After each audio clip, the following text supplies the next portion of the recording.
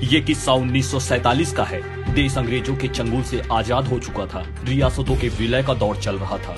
जूनागढ़ रियासत के नवाब ने फैसला किया कि रियासत का विलय पाकिस्तान में ही होगा, जबकि उस समय वहाँ की 82% आबादी हिंदुओं की थी। तभी देश के पहले गृह मंत्री सरदार वल्लभ भाई पटेल ने सेना की मदद से जूनागढ़ रियासत का विलय भारत में कर लिया और फैसला किया कि दुनिया भर में प्रसिद्ध सोमनाथ मंदिर का पुनरुद्धार किया जाना चाहिए। आपको बता दें कि ये वही सोमनाथ मंदिर है जिसे किताबों में आपने पढ़ा होगा कि मोहम्मद गजनवी ने उस पर 17 बार आक्रमण किया और उसे लूटा था।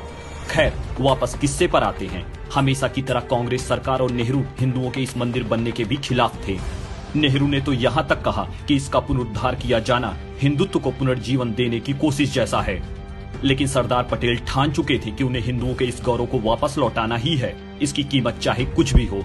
सलाह मशवरा के लिए वो गांधी जी के पास गए। गांधी जी ने भी उन्हें सलाह दी कि आप सरकारी धन से मंदिर नहीं बनवा सकते हैं, इस कार्य के लिए आपको जनता से ही धन जुटाना चाहिए। नेहरू ने तो सौराष्ट्र के मुख्यमंत्री को एक पत्र लिखकर सोमनाथ मंदिर परियोजना के लिए सरकारी फंड का इस्तेमाल नहीं करने का निर्देश तक दे दिया था।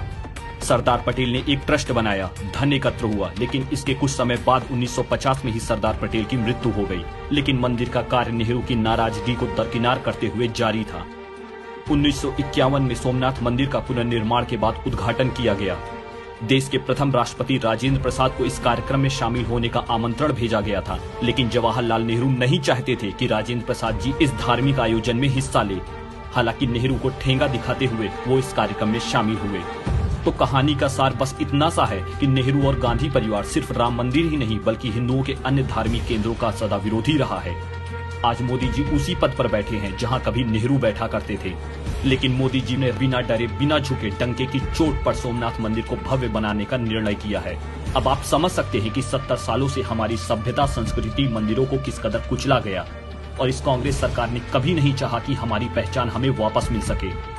वो तो भला हो मोदी और योगी सरकार का, जिन्होंने रामलला को टेंट से निकाल चांदी के पालने में बैठाने की लड़ाई लड़ी, वरना इन कांग्रेसियों को बस चलता तो हमारे रामलला आज भी टेंट में होते और सोमनाथ मंदिर आज जर्जर होकर ढह गई होती।